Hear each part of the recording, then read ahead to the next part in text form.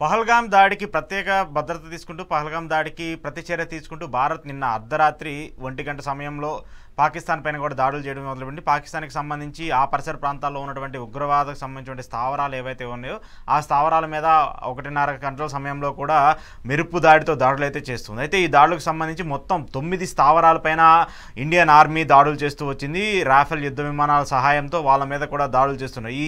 ఈ యొక్క 9 స్థావరాల మీద కూడా యుద్ధ బాంబుల్ని విసిరేస్తూ అక్కడ ఉన్నటువంటి ఉగ్రవాద మూకలకు సంబంధించినటువంటి ఆనవాళ్ళు ఏవైతే ఉన్నాయో వాటన్నిటి మీద కూడా ఇండియన్ ఆర్మీ అర్ధరాత్రి దాడులు చేస్తూ వచ్చింది. మొత్తం ఈ యొక్క 9 స్థావరాలకు సంబంధించి ఇండియన్ ఆర్మీ దాడులు చేసినటువంటి నేపథ్యంలో అక్కడ ఉన్నటువంటి ఎవరైతే ప్రధానంగా ఈ ఉగ్రదాడికి పాల్పడినటువంటి వ్యక్తులు ఎవరైతే ఉన్నారో, దాంతోపాటు పహల్గామ్ అటాక్కి సంబంధించి అక్కడ హిందువులను చంపినటువంటి వ్యక్తులు అయితే ఉన్నారో వాళ్ళందరూ కూడా సుమారు అందరూ కూడా హతమయ్యారని అంటూ కూడా నేషనల్ మీడియా కూడా ఇప్పటికే చెప్తుంది. దాంతోపాటు ఇండియన్ ఆర్మీ కావచ్చు, అలాగే దీనికి సంబంధించి ఈ యొక్క ఏదైతే ఉగ్రదాడికి సంబంధించి చర్యలు తీసుకునేందుకు కూడా ఎప్పటి నుంచో భారత్ సిద్ధంగా ఉందంటూ కూడా ఏదైతే చెప్తూ వస్తున్నారో దానికి సంబంధించి నిన్న అర్ధరాత్రి నుంచి ఈ యొక్క అంశానికి సంబంధించి చర్యలు అయితే మొదలు పెడుతూ వచ్చింది భారత్. అయితే ఇక్కడ ప్రధానంగా మనం చూసుకోవాల్సిన అంశం మొత్తం 9 ఉగ్ర స్థావరాలపైన ఏకకాలంలో ఇండియన్ ఆర్మీ దాడులు చేపట్టింది. ఈ 9 ఉగ్ర స్థావరాలకు సంబంధించి అక్కడ దాదాపు 100 మందికి పైగా మృతి చెందారంటూ కూడా ఇప్పటి వరకు అయితే రిపోర్ట్స్ వస్తున్నాయి. ఈ 100 మందికి పైగా మృతి చెందిన నేపథ్యంలో అక్కడ ఉన్నటువంటి ఉగ్ర స్థావరాలు కావచ్చు, అలాగే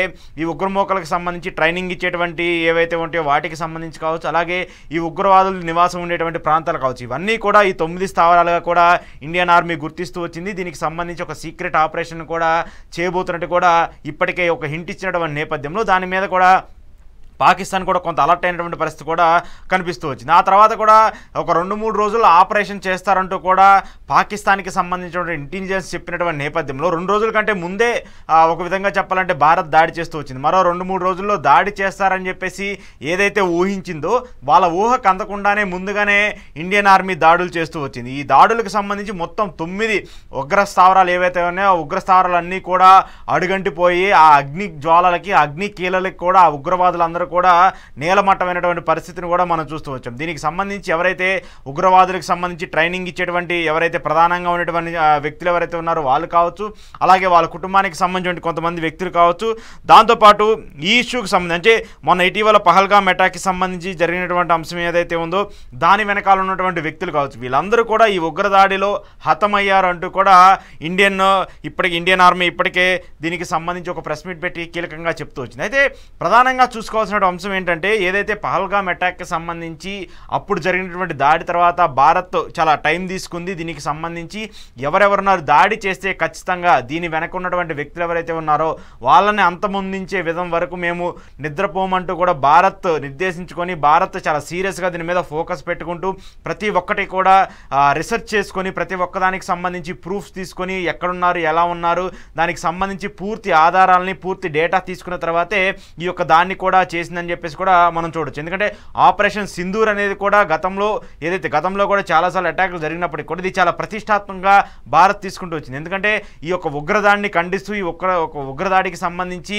అన్ని దేశాలు కూడా భారత్కి మద్దతుగా నిలుస్తూ వచ్చాయి. అయితే ఇలాంటి నేపథ్యంలో ఈ అంశానికి సంబంధించి మొన్న పహల్గామ్ అటాక్కి సంబంధించి భారత్ ఎలా రివెంజ్ తీసుకుంటుందంటూ కూడా పెద్ద ఎత్తున చర్చలు జరుగుతూ వచ్చాయి. ఒక విధంగా చెప్పాలంటే పాకిస్తాన్కి సంబంధించి భారత్ నుంచి వెళ్ళేటువంటి వాటర్ రిసోర్సెస్ని కూడా బంద్ చేస్తూ వచ్చింది. దాంతోపాటు ఇంపోర్ట్స్ అండ్ ఎక్స్పోర్ట్స్ కావచ్చు, అలాగే ఇక్కడ ఉన్నటువంటి వసూలకు సంబంధించి అంటే ప్రధానంగా సింధు నదికి సంబంధించి సింధు నది ఆధారంగానే అక్కడ పాకిస్తాన్కి దాదాపు 70% పైన వ్యవసాయం కావచ్చు, తాగునీరు కావచ్చు, పరిశ్రమలకు సంబంధించి వాటర్ రిసోర్సెస్ ఉంటాయి. సో అలాంటి సింధు నదిని కూడా ఆ వాటర్ రిసోర్స్ని కూడా ఆపేస్తామంటూ కూడా ఆ జలాల ఒప్పందాన్ని కూడా భారత్ ఆపేసేటువంటి పరిస్థితిని కూడా మనం చూస్తున్నాం. ఆ తర్వాత పాకిస్తాన్కి సంబంధించిన కొన్ని రాజకీయ పార్టీలు ఆ రాజకీయ పార్టీకి సంబంధించిన నేతలు కూడా భారత్ని రెచ్చగొట్టే విధంగా భారత్ని ఒకవేళ వాళ్ళు నీళ్లు వదలకపోతే వాళ్ళ రక్తాన్ని మేము ఏరులై పారేస్తామంటూ చేసినటువంటి వ్యాఖ్యలు కూడా చాలా పెద్ద ఎత్తున దుమారంగా మారుతూ. కానీ ఎక్కడా కూడా భారత్ తన సహనాన్ని కోల్పోకుండా వాళ్ళు ఏదైతే ఆపరేషన్ చేయాలనుకున్నారో ఏదైతే ఆపరేషన్ని సక్సెస్ఫుల్గా నిర్వహించాలనుకున్నారో వాళ్ళ బెదిరింపులకు కావచ్చు వాళ్ళ రెచ్చగొట్టే ధనానికి కావచ్చు ముందుకు వెళ్లకుండా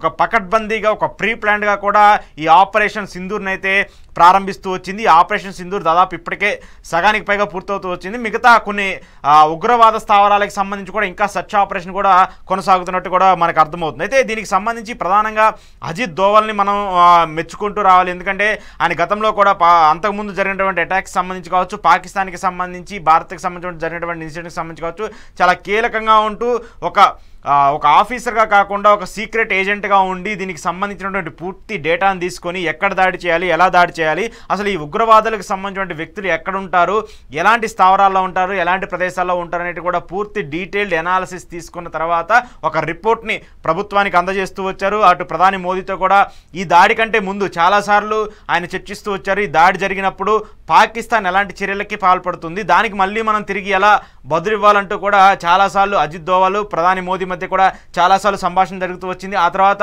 దీనికి సంబంధించి రక్షణ శాఖ మంత్రిగా ఉన్నటువంటి రాజ్నాథ్ సింగ్ కూడా దీనికి సంబంధించి పూర్తి బాధ్యతను అజిత్ దోవల్కి ఇస్తూ వచ్చారు. అజిత్ దోవల్ అయితే గతంలో కూడా ఇలాంటి ఆపరేషన్స్ని చాలా సక్సెస్ఫుల్గా 100% స్ట్రైక్ రేట్తో ఆయన దూసుకెళ్ళినటువంటి పరిస్థితిని కూడా మనం చూస్తూ వచ్చాం. సో ఇలాంటి నేపథ్యంలో ఈ ఆపరేషన్ సింధూర్కి సంబంధించిన బాధ్యతలను కూడా కేంద్ర ప్రభుత్వం అజిత్ దోవల్కి ఇస్తూ వచ్చింది. ఆయనకి సంబంధించి అందుకోసమే ఇన్ని రోజులు, అంటే దాదాపు దాడి జరిగి 15 రోజులు అవుతుంది, 18 రోజులు అవుతుంది, 20 రోజులు పైగా అవుతుందని చెప్పేసి ఇక్కడ కొన్ని రాజకీయ పార్టీలు రాజకీయంగా మాట్లాడుతూ వస్తున్నప్పటికీ కూడా ఏదైనా ఒక నిర్ణయం తీసుకున్నా, ఏదైనా ఒక అటాక్ జరిగినా కూడా అది 100% సక్సెస్ఫుల్గా చేయాలనే ఇంత టైం తీసుకున్నామంటూ కూడా ప్రభుత్వం అయితే చెప్తూ వస్తుంది. సో ఇప్పుడు ఈ జరిగినటువంటి అటాక్లో ఏదైతే ఇప్పుడు అజిత్ దోవల్ నేతృత్వంలో జరిగినటువంటి ఇంటెలిజెన్స్కి సంబంధించినటువంటి ఒక పూర్తి స్థాయి నివేదిక తీసుకున్న తర్వాత ఎవరైతే ప్రధానంగా ఈ ఉగ్రవాదులకు సంబంధించి, ఈ ఉగ్రవాదు ప్రేరేపిత శక్తులకు సంబంధించిన వ్యక్తులుగా ఉన్నటువంటి ఈ ముష్కరులు ఎవరైతే ఉన్నారో వాళ్ళు ప్రధాన స్థావరాలన్నింటినీ కూడా గుర్తించుకుంటూ వచ్చారు. మొత్తం 9 స్థావరాలకు సంబంధించి ఎవరెవరు ఉంటారు, ఎక్కడ ఉంటారు, ఆ ఉగ్రవాదులకు శిక్షణ ఇచ్చేటువంటి అగ్రనేతలు ఎవరు, వాళ్ళు ఎందుకు వాళ్ళకి శిక్షణ ఇస్తారు, ఇలాంటి డేటాను మొత్తం తీసుకున్న తర్వాత ఈ ఉగ్ర స్థావరాల పైన కూడా ఏదైతే అటాక్ చేయడం కూడా జరుగుతూ వచ్చింది. సో దీని వెనక కూడా ఒక కీలక ఆపరేషన్గా కీలక వ్యక్తిగా ఉన్నటువంటి వ్యక్తి అజిత్ దోవల్. సో మొత్తం అజిత్ దోవల్కి సహకరిస్తూ ఉన్నటువంటి 3, ఇటు భారత్ ఆర్మీ కావచ్చు, నేవీ కావచ్చు, ఎయిర్ ఫోర్స్ కావచ్చు, ఈ 3 కూడా అజిత్ దోవల్కి సహకరిస్తూ ఉన్నాయి. ఈ 3కు సంబంధించినటువంటి వింగ్ కమాండర్లు కావచ్చు, ఈ త్రివిధ దళాలకు సంబంధించినటువంటి అధిపతులు కావచ్చు, వీళ్ళ ముగ్గురు కూడా పూర్తి స్థాయి సమావేశానికి సంబంధించి కావచ్చు, ప్రతి దాంట్లో ఏదైతే పహల్గామ్లో జరిగినటువంటి అటాక్ తర్వాత కూడా ముగ్గురు కూడా చాలా అప్రమత్తంగా ఉంటూ వచ్చారు. రాఫెల్ ఉద్యమాలకు దగ్గర నుంచి, అలాగే నేవీకి సంబంధించి, అలాగే ఐఎన్ఎస్ విక్రాంతులకు సంబంధించి ఇవన్నిటినీ కూడా ఎక్కడెక్కడ జలాంతర్గాములకు సంబంధించి పూర్తిగా అటు వాయువేగానికి సంబంధించి చూసుకున్నా, లేదంటే జలానికి సంబంధించి చూసుకున్నా, ఇక్కడ ఉన్నటువంటి ఇండియన్ ఆర్మీకి సంబంధించిన ఫోర్సెస్ చూసుకున్నా 3 ప్రాంతాల్లో కూడా భద్రతని చాలా కట్టుదిట్టం చేసుకున్నారు. ఎలాంటి అటాక్స్ జరిగినా కూడా అటు పాకిస్తాన్ నుంచి కావచ్చు, లేదంటే ఇంకా వేరే వాళ్ళకి సంబంధించి ఇతర దేశాల నుంచి మద్దతు కోరాలని చెప్పేసి పాకిస్తాన్ ఎంత ప్రయత్నించినప్పటికీ కూడా వాళ్ళకి మద్దతు దొరకపోయినప్పటికీ కూడా పాకిస్తాన్ మాత్రం ఎక్కడా కూడా రెచ్చగొట్టే చర్యల్ని, రెచ్చగొట్టే ధోరణి అయితే ఎక్కడా కూడా మానుకోలేదు. భారత్ మీద ప్రతిసారి కూడా రెచ్చగొట్టే విధంగా మాట్లాడుతూనే వస్తుంది. సో ఇలాంటి నేపథ్యంలో ఈ ముగ్గురు కూడా ఏకమయ్యి, ముగ్గురు కూడా ఒక శక్తిగా ఫామ్ అయ్యి ఈరోజు జరిగినటువంటి సింధూర్కి సంబంధించినటువంటి ఏదైతే ఆపరేషన్ ఉందో ఆ ఆపరేషన్ కూడా సక్సెస్ఫుల్గా విజయవంతంగా కూడా చేయటంలో కీలక పాత్ర పోషించారనేది కూడా మనం ఖచ్చితంగా చెప్పుకోవచ్చు. అయితే ఇక్కడ ప్రధానంగా ఈ యొక్క ఏదైతే పహల్గామ్ అటాక్కి సంబంధించి, పహల్గామ్లో ప్రాణాలు కోల్పోయినటువంటి వ్యక్తులు ఎవరైతే ఉన్నారో వాళ్ళ అటాక్కి సంబంధించి, ఆ యొక్క ఇన్సిడెంట్కి సంబంధించి, ఆ యొక్క ఇష్యూకి సంబంధించి కీలక వ్యక్తిగా ఉన్నటువంటి మసూద్ ఎవరైతే ఉన్నారో ఆ వ్యక్తిని కూడా ఈ యొక్క అటాక్లో చనిపోయారంటూ కూడా కొంత చర్చలు అయితే జరుగుతున్నాయి. అయితే దీనికి సంబంధించి పూర్తిగా నిర్దేశించింది అయితే ఎక్కడా కూడా కనిపించలేదు. దీని మీద ఇంకా పూర్తి స్థాయిలో ఇన్ఫర్మేషన్ అయితే రావాల్సి ఉంది.